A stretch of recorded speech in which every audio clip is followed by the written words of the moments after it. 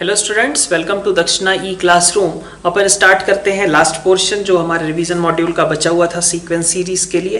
तो आइए सबसे पहले कॉम्प्रिहेंशन से स्टार्ट कर रहे हैं अपन।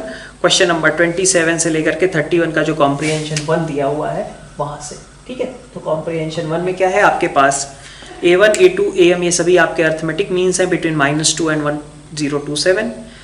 ज्योमेट्रिक मीन्स 17024 के बीच में है ना। और product of geometric means is 2 raised to power 45। Okay, तो हमें क्या क्या रिलेशन दिया गया है। सबसे पहले तो अपन कह सकते हैं क्या कि ये जो G1, G2, G कितने हैं, N है ना, ये होंगे, इसका प्रोडक्ट कितना होगा। तो this is equal to √AB raised to power n। यही होता है ना, जिन दो टर्म्स के बीच में इंट्रोड्यूस किया जा रहा था AB के बीच में इनको, उनका GM raised to power n यही होता है, ठीक है। सारे GMs का प्रोडक्ट कितना होता है, product GM of A and B raised to power n। तो इसका मतलब GM of A and B कितना है, A है आपका 1 और B है आपका 1024।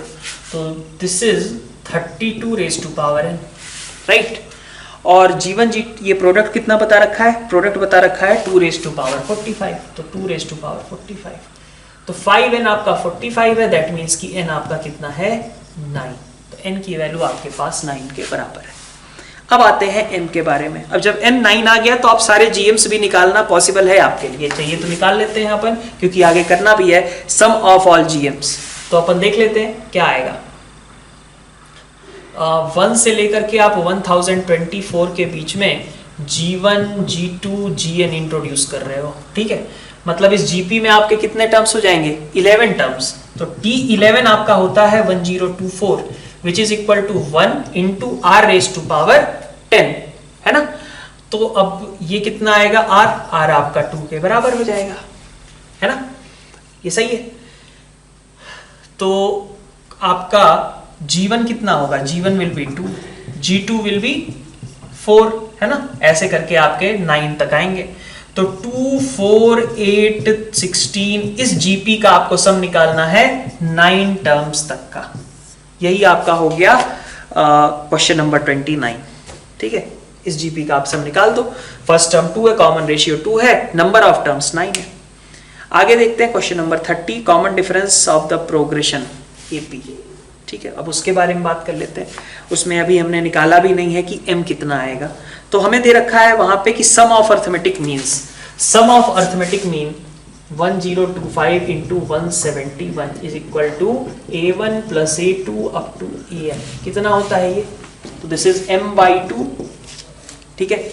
इनफैक्ट ऐसे लिखो m into arithmetic mean of A and B, ठीक है। जिन दो नंबर्स के बीच में ये इंट्रोड्यूस किए गए हैं उनका अर्थमेटिक मीन इंटू m।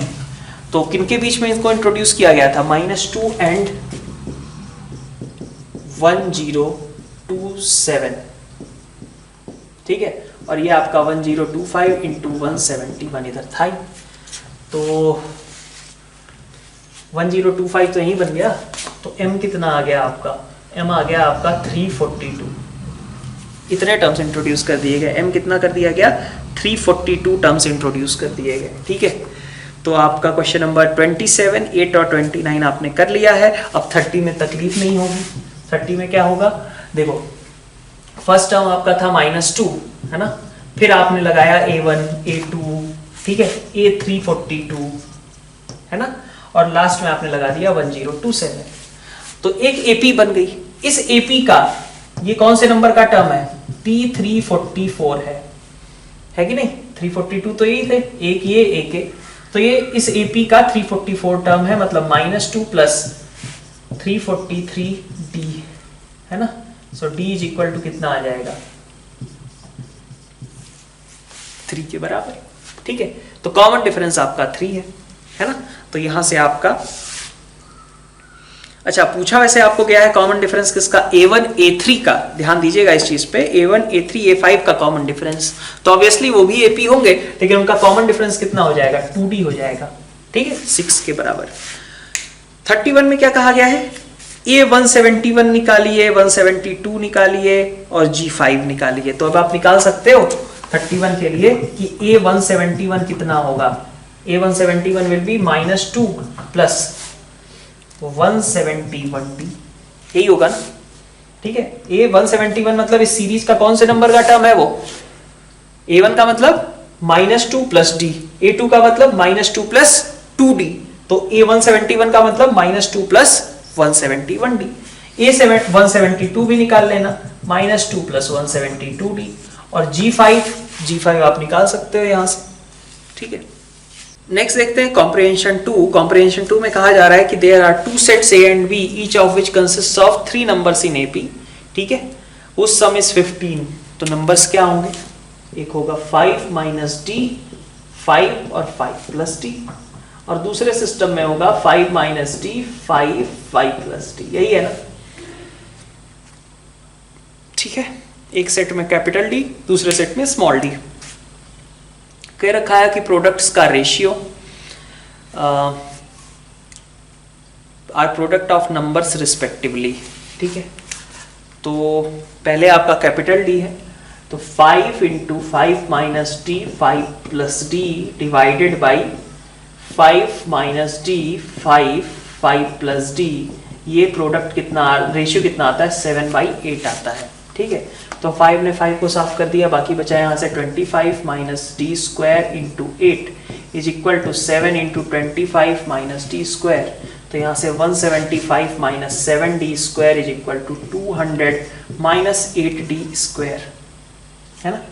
तो यहाँ से आपके पास कितना आ गया, 25 is equal to 8D square minus 7D square, है ना। और रिलेशन एक दे रखा था कि D माइनस D आपका 1 है, तो D को मैं रख देता हूँ D प्लस 1, सो D स्क्वायर बचेगा, 16D आएगा और 8 आएगा ना, D स्क्वायर प्लस 2D, है ना, और बाकी यहाँ 20D, तो D square plus 16D minus 17, तो यहाँ आ गया D plus 17 into D minus 1 is equal to 0, तो D की वैल्यू 1 होगी या फिर -17 होगी। दे रखा है D पॉजिटिव है, इसका मतलब ये रिजेक्ट, तो D इक्वल टू 1 होगा, और D अगर 1 होगा तो कैपिटल D आपका कितना हो जाएगा, D प्लस 1 मतलब 2 के बराबर, है ना। तो कैपिटल D स्मॉल d आ गया तो नंबर्स आ गए तो PQ आ गया, है ना, और D प्लस D तो आ ही गया। तो ये आपका कॉम्प्रिहेंशन 2 था। आगे कॉम्प्रिहेंशन 3 में आपसे क्या कहा जा रहा है, नेक्स्ट कॉम्प्रिहेंशन 3, यहां पे कहा जा रहा है कि 4 इंटीजर्स हैं, ठीक है। तो 4 इंटीजर्स हैं और फिर कहा गया है कि किसी, अच्छा इंक्रीजिंग है AP, तो इंक्रीजिंग AP का मतलब हुआ कि कॉमन डिफरेंस कैसा है, पॉजिटिव। मतलब अगर आप 4 नंबर्स ले लेते हो कुछ इस तरीके से, A minus D, A plus D और A प्लस 2D, है ना। तो ऐसा कहा गया रिलेशन कि एक तो D तो पॉजिटिव है ही, है ना, और साथ में कि A प्लस 2D आपका A square plus A minus D का whole square plus A plus D का होल स्क्वायर इसके बराबर है। तो मैं इसको थोड़ा ऐसे लिख लेता हूँ, है ना, ठीक है, ऐसा कुछ। तो क्या बन गया ये बन गया A प्लस 2D, कहा गया ना कि एक टर्म जो है आपका बाकी तीनों का स्क्वायर है। चलिए तो फिर ऐसे ही लिखते हैं, है ना।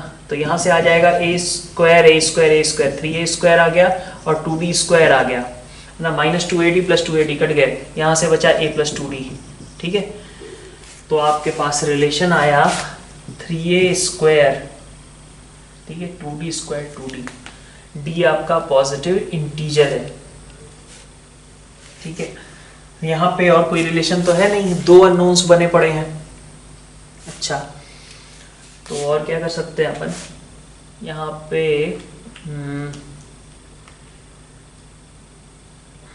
2D स्क्वायर माइनस 2D, ठीक है, plus 3A square minus A is equal to 0, okay, ठीक है। फिर इसको क्वाड्रेटिक के तरीके से सोचना पड़ेगा कि D कितना आएगा। D आपका आएगा यहाँ से देखें तो 2 plus minus under root P square मतलब 4 माइनस 4 इंटू 2, है ना, B square minus 4 into A into C मतलब 3a² माइनस ए बाई 4 ये आ जाएगा। तो 2 प्लस माइनस अंडर रूट, यहाँ से आपका 4 मतलब बाहर निकला तो 2 बन गया, 1 minus 6a² plus 2a divided by 4। So this is 1 plus minus under root 1 minus 6a² plus 2a divided by 2। ठीक है, अब इसको क्या होना है, पॉजिटिव इंटीजर होना है। ठीक है, तो ये पॉजिटिव इंटीजर कैसे हो पाएगा, ऐसा एक हो जो ऐसा इंटीजर सो दैट कि ये आपका एक इंटीजर बन जाए। तो इसको पक्का कैसा होना चाहिए, ऑड होना चाहिए, तभी तो 1 के साथ मिलके इवन बनाएगा और डिवाइडेड बाई 2 इंटीजर मिलेगा। तो इसको ऑड कैसे कर सकते हैं अपन, तो ऑब्वियसली ऑड है भी, क्योंकि ये इवन है, ये इवन है, ये ऑड है। ओवरऑल रिजल्ट तो कैसा आने वाला है, ऑड। तो एक ही जगह हम क्या रखते हैं, एक ही जगह अपन 0 ही रख लें तब भी काम बन जा रहा है। तो एक ही जगह अगर आप 0 रख देते हो, ठीक है, तो t कितना हो रहा है आपका 1 प्लस 1/2 मतलब 1। ठीक है, तो इसका मतलब आपके पास टर्म्स क्या हो गई, -1 हो गया, 0 हो गया, 1 हो गया और 2 हो गया। ये 4 टर्म्स हैं आपके पास जो कि AP फॉर्म कर रही हैं। ठीक है, इन्हीं के बारे में कमेंट किया गया है। ठीक है, तो ये आपका कॉम्प्रिहेंशन 3 एंड हुआ।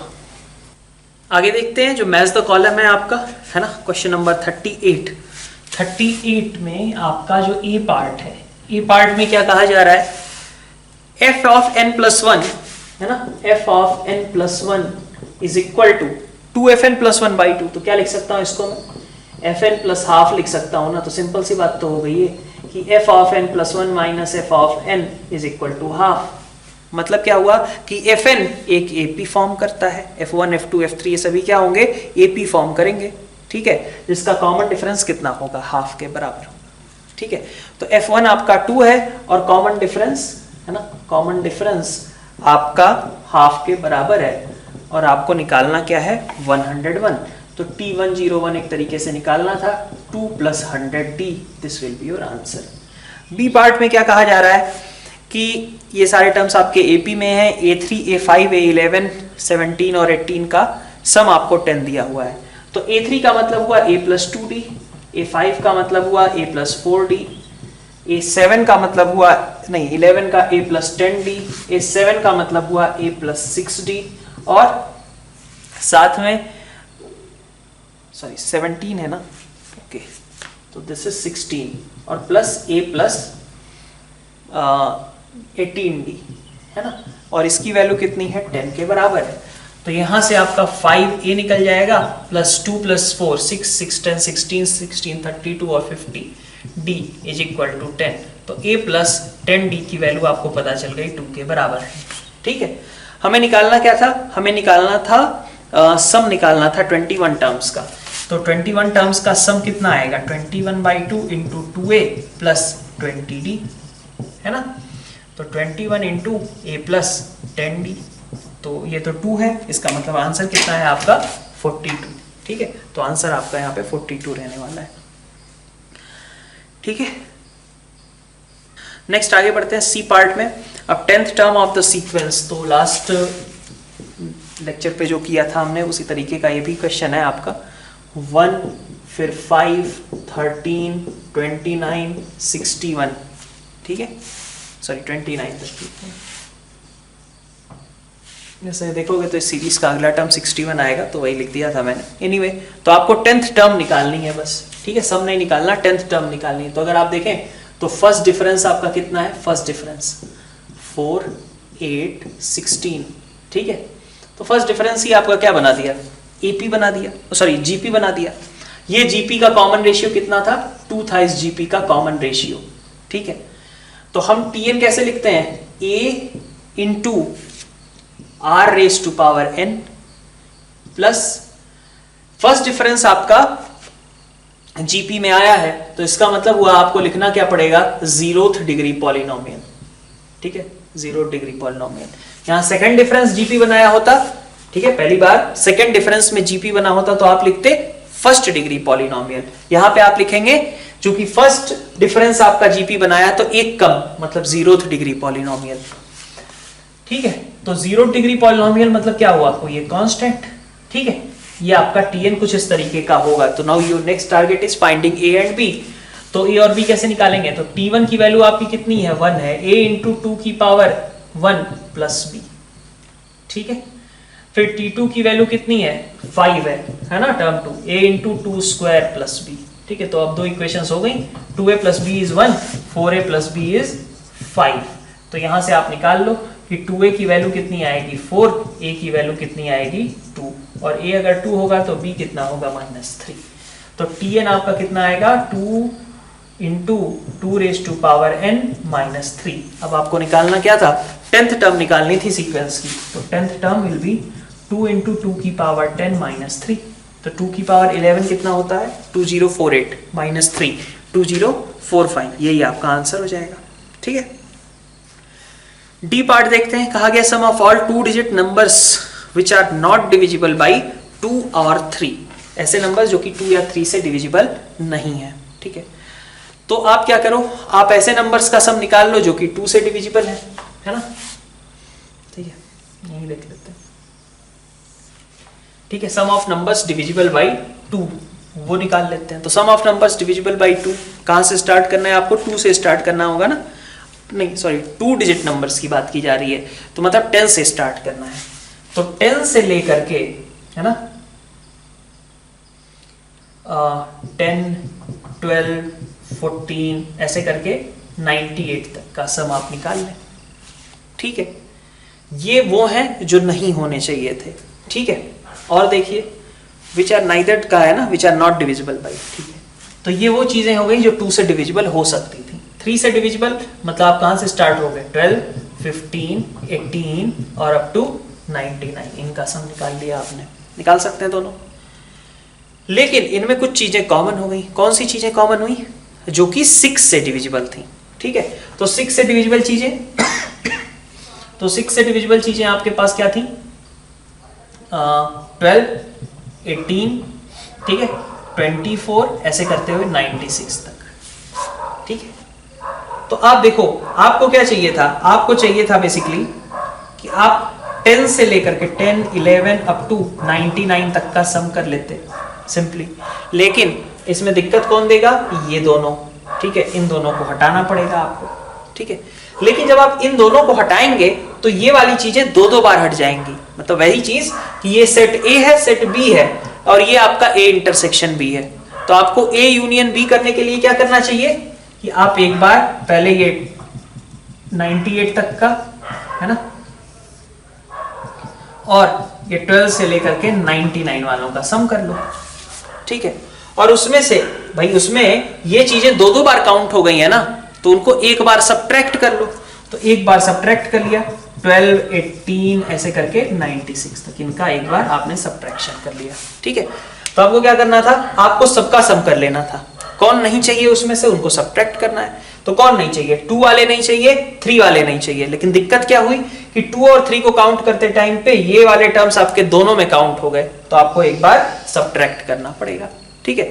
तो आपको सभी का सम चाहिए था, कौन नहीं चाहिए उनमें से? 2 और 3 वाले। लेकिन 2 और 3 के चक्कर में हुआ क्या?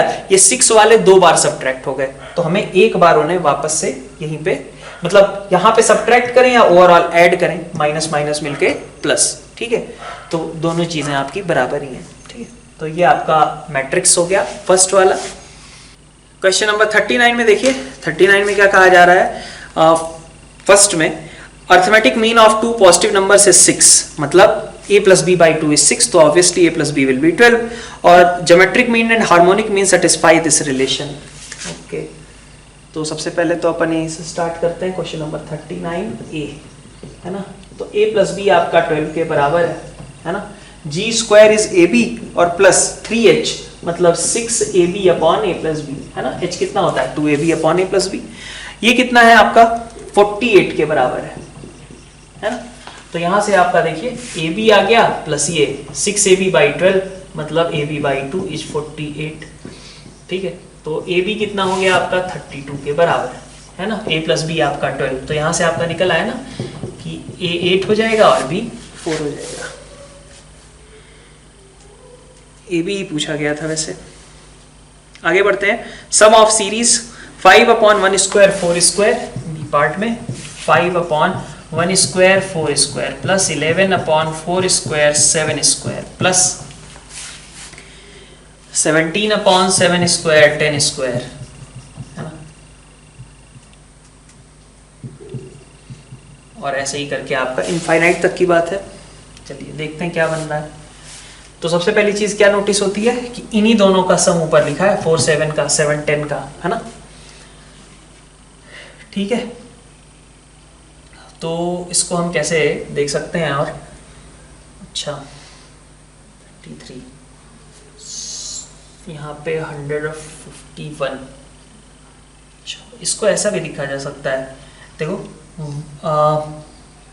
5 11 6 17, अगर मैं इसका जनरलाइजेशन करूं समेशन के टर्म्स में तो कितना आएगा, इसका जनरलाइजेशन आएगा 6n - 1 ऊपर, ठीक है, और नीचे 1 4 7, तो ये फॉलो मतलब 1 का स्क्वायर 4 का स्क्वायर 7 का स्क्वायर, तो ये प्लेसेस किस सिस्टम को फॉलो कर रहे हैं आपके 3n - 2 के होल स्क्वायर को, और दूसरे वाले 3n + 1 के होल स्क्वायर को कर रहे हैं फॉलो, ठीक है।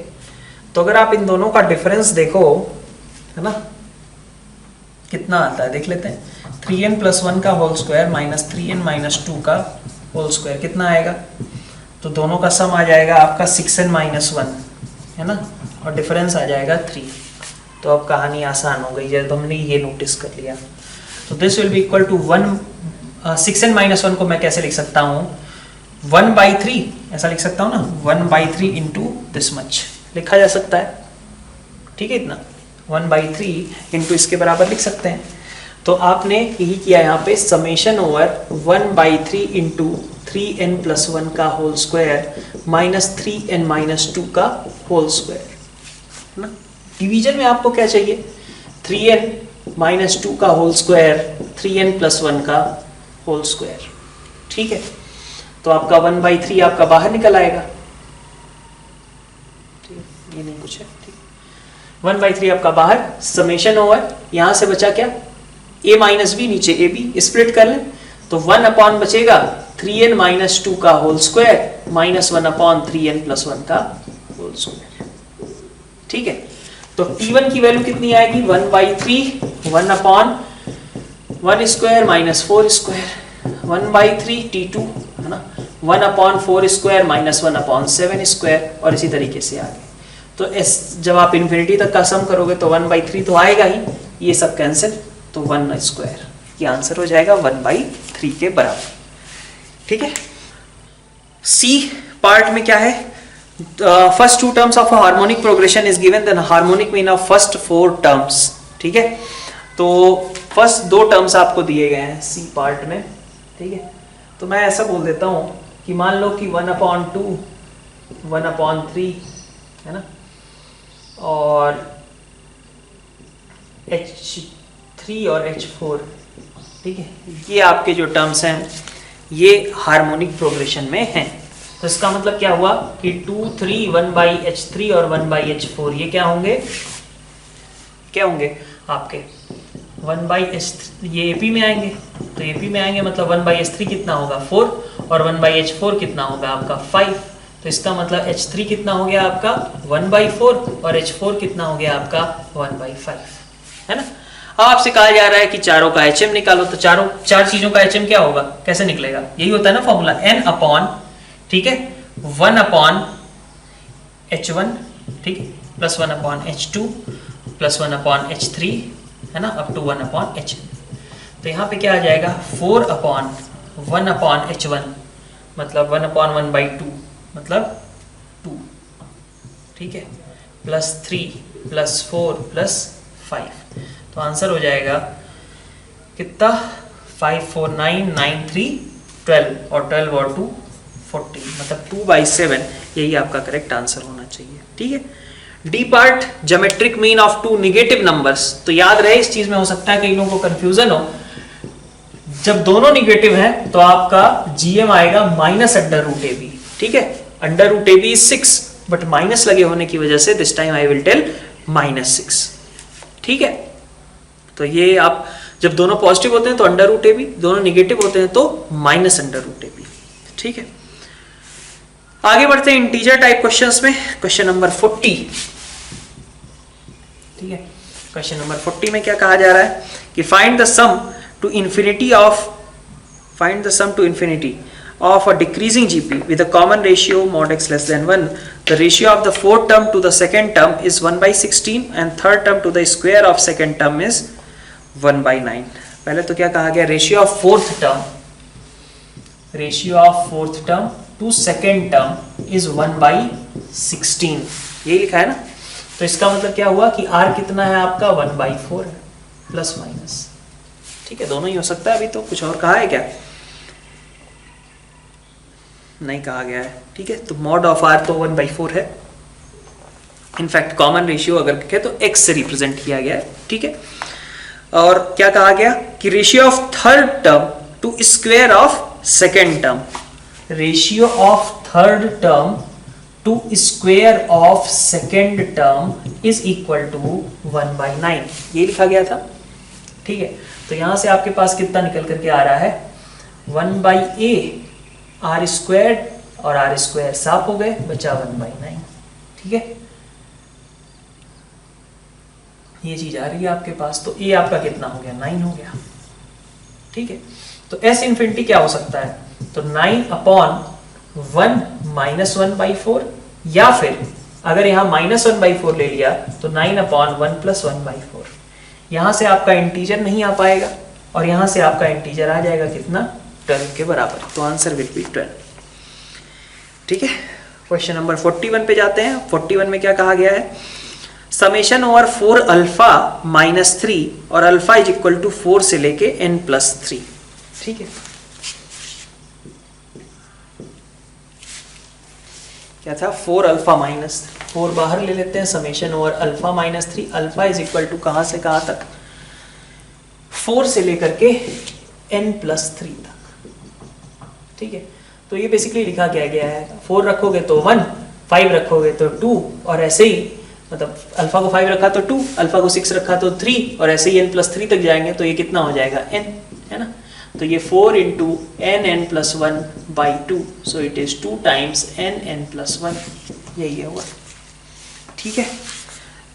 तो आप इसमें से देख लो क्या बन रहा है, 2n² प्लस 2n। तो a आपका 2 है, b आपका 2 है, c आपका 0 है ना। 42 क्वेश्चन में देखें तो यहां पे आपको दिया गया है 1 minus p raise to power 6। तो क्वेश्चन नंबर 42, 1 माइनस p की पावर में 6, अच्छा, अपॉन 1 माइनस p, इसको मैं एक साइड डाल देता हूं, ठीक है, इज इक्वल टू कितना आ जाएगा, 1 plus 3x plus 9x square और अप टू 243x की पावर 5। और ये क्या लिखा है, 1 प्लस p स्क्वायर, फंडामेंटल्स में भी क्लियर होता है कि 1 माइनस p की पावर 6 अपॉन 1 माइनस p, ये क्या है, 1 plus p square plus p cube up to p की पावर 5 इज इक्वल टू, ये सब लिखा हुआ था। तो आप डायरेक्टली कंपेयर करके देख लो, p क्या है फिर आपका 3x के बराबर है, ठीक है। ये कैसे निकालते हैं, तो आपको ये चीज ध्यान देनी चाहिए। जैसे मान लीजिए x² - 1 अपॉन x - 1 है, कितना आंसर लिखते हो, 1 plus x। x³ - 1 upon x - 1 है, तो क्या लिखते हो, 1 प्लस x स्क्वायर, ठीक है। आप अगर x4 - 1 अपॉन x - 1 देखोगे तो कितना आएगा, 1 plus x square plus x³, ठीक है। ऐसा ही है, x² - 1, जब यहाँ 2 था तो यहाँ कहाँ तक गए आप, x की पावर 1 तक, 3 था तो आप x की पावर 2 तक गए, 4 था तो आप x की पावर 3 तक गए। तो ऐसे ही अगर आप x की पावर n-1 अपॉन x - 1 लिखोगे तो क्या आएगा, 1 plus x square up to कहां तक, x की पावर में n-1 तक। तो उसी का हमने यहाँ पे यूज किया है, ठीक है। p is equal to 3x, ये आपका आ गया। p/x की वैल्यू पूछी गई थी, दैट इज श्योरली 3। नेक्स्ट देखो आप, क्वेश्चन नंबर 43 में क्या कहा गया है, आपको an पता चलना चाहिए, है ना। an अगर पता चल जाएगा तो आप a7 निकाल लोगे। तो अपन उसी के अकॉर्डिंग चलते हैं। 43 क्या कहा जा रहा है, 1 स्क्वायर 2 स्क्वायर अब 2n स्क्वायर एक साइड कर लिया, minus summation over a1 is equal to कितना, इज इक्वल टू दिया गया है n² - 1/3, है ना। तो ये आपका है n+1 2n+1/6 माइनस आपके पास है n+1 n-1/3 is equal to summation over a1। तो यहाँ से आपके पास आ गया n+1/6, तो ये 2n+1 हो गया है ना, -2n-2 हो गया समेशन ओवर a1। तो यहाँ पे आपके पास 3 है बाई 6, तो n+1/2 is equal to summation a1। तो ऑफ कोर्स ये क्या है, 1 से लेकर के n तक का सम इज इक्वल टू a1 से लेके an तक का सम। मतलब बेसिकली हम लिख सकते हैं ना इसको कि summation an is equal to summation n लिखा जा सकता है। ठीक है, तो इसका मतलब हुआ कि an क्या हो गया आपका n के बराबर हो गया। अगर an n है तो a7 7 है। क्वेश्चन नंबर 44 में क्या कहा जा रहा है, sum of terms of an infinitely decreasing GP. Decreasing GP है, ठीक है, ये ध्यान रहे, is equal to greatest value of infinite है तो ऑब्वियसली डिक्रीजिंग ही होगी, है ना, is equal to greatest value of the function x³ + 3x - 9 on the interval -4 से 3 and the difference between first and second term is, क्या लिखा गया है, चलिए पहले निकालते हैं अपन मैक्सिमम वैल्यू कितनी है फंक्शन की, x³ + 3x - 9। ठीक है, तो x³ + 3x - 9 ये आपका fx है, और किस इंटरवल में बात की जा रही है, -4 से लेके 3 के बीच में, क्लोज्ड है -4 से 3। हाँ, तो डिफरेंशिएशन किया, f' will be equal to 3x² + 3। ठीक है, इसका मतलब कि ये हमेशा कैसा है, ग्राफ इंक्रीजिंग है, तो मैक्सिमम वैल्यू कहाँ बनाएगा, f3 ही मैक्सिमम होगा। तो f3 मैक्सिमम कितना आएगा, 3³ + 3 × 3 - 9 मतलब 27। मतलब सबसे बड़ी वैल्यू इस फंक्शन की कितनी है, 27 के बराबर। Difference between first and second terms, इसके बारे में कुछ कहा गया है, देख लेते हैं इसे भी, क्या चीज़ है, ये थोड़ा सा क्लियर नहीं दिया है। और ये डिफरेंस कहा गया कि फर्स्ट और सेकेंड टर्म मतलब a और दूसरा टर्म ar के बीच का डिफरेंस कितना है, f' 0 है, तो 3 के बराबर है ना। ठीक है, तो sum of infinite terms is 27, right, यही कहा गया था कि sum of terms of an infinitely decreasing GP is equal to greatest value. तो s इनफाइनाइट आपका 27 है, a/1 - r is 27, so a is equal to कितना, 27 × 1 - r, है ना। यहां से आप क्या लिख सकते हैं, a × 1 - r is equal to 3, so 27 × 1 - r का whole square is equal to 3, 1 - r is equal to 1/3, so r is equal to 2/3। ठीक है, तो 27r आपसे पूछा जा रहा था, दैट इज ऑब्वियसली 18। ठीक है, तो यहाँ पे हमारा इस चैप्टर का रिवीजन एंड हुआ। मिलते हैं नेक्स्ट लेक्चर्स के साथ। Thank you all.